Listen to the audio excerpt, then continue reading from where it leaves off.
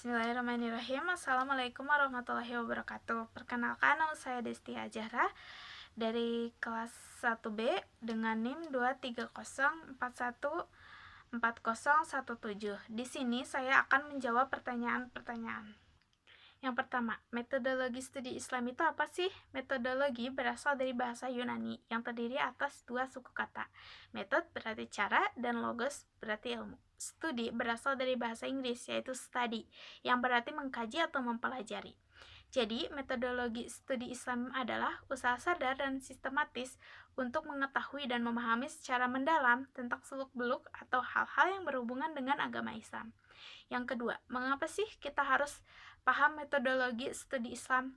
Karena dengan kita memahami metodologi studi Islam memberikan kita pemahaman mendalam mengenai ajaran agama Islam, agar Muslim pada khususnya dapat melaksanakan dan mengamalkannya dengan benar. 3. Apa sih yang dimaksud dengan metode bayani, burhani, dan irfani? Burhani adalah metodologi berpikir yang didasari oleh keruntutan logika. Metode burhani adalah salah satu cara untuk mendapatkan teori-teori yang rasional secara ilmiah. Metode bayani adalah metodologi berpikir yang didasari teks untuk memberikan arti dan juga arahan. Metode ini digunakan sebagai metode tafsir atau takwil yang diterapkan oleh para musafir dalam menggali ilmu dari Al-Quran dan hadis dengan adanya metode ini. Sehingga diharapkan ilmu-ilmu yang ada di dalam Al-Quran mudah diperoleh dan dipahami. Yang keempat, Islam memiliki karakter yang menarik. Apa saja sih karakter itu? Yang pertama, Rabbaniyah. Rabbaniyah yaitu Islam adalah agama yang berasal dari Allah dan memiliki dimensi ketuhanan yang kuat. Yang selanjutnya, kehidupan menyeluruh, yaitu ajaran Islam mencakup berbagai aspek kehidupan, termasuk ajaran agama, muamalah, ekonomi, sosial, politik, pendidikan, kesehatan, dan lingkungan hidup. Selanjutnya, keseimbangan antara dunia dan akhirat. Islam menekankan keseimbangan antara urusan duniawi dan akhirat, serta antara hubungan manusia dengan Allah dan sesama manusia.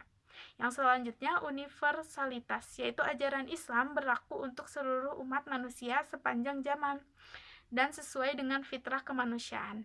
Yang terakhir, keterbukaan dan fleksibilitas, yaitu Islam adalah agama yang terbuka, fleksibel, dan dapat diterapkan di berbagai tempat, zaman, dan situasi. Yang terakhir, sebutkan bagaimana studi Islam di negara lain. Pilihlah 3 negara. Yang pertama, Jerman. Di dunia akademik lebih dikenal dengan seminar orientalis, sebagaimana studi ketimuran pada umumnya. Studi Islam berdiri terlepas dari kungkungan teologi serta tidak terpengaruh oleh polemik dan apologi. Studi Islam di Universitas Jerman berada di bawah fakultas seni atau di bawah jurusan-jurusan, misalnya studi budaya sebagaimana yang ada di Swedia dan di Belanda. Di antara tokoh studi Islam di Jerman adalah Theodor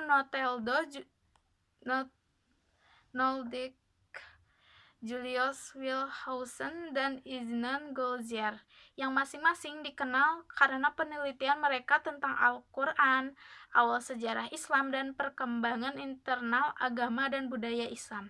Yang kedua, Inggris.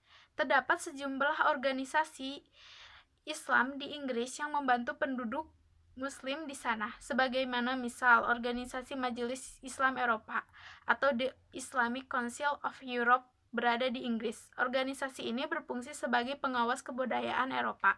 Ada juga persatuan organisasi Islam di Inggris yaitu The Union of Muslim Organization, serta Islamic Foundation dan Muslim Institute yang bergerak di bidang penelitian. Umat Islam di Inggris berjumlah sekitar 1,5 juta penduduk. Islam adalah agama terbanyak kedua yang dianut penduduknya setelah Kristen.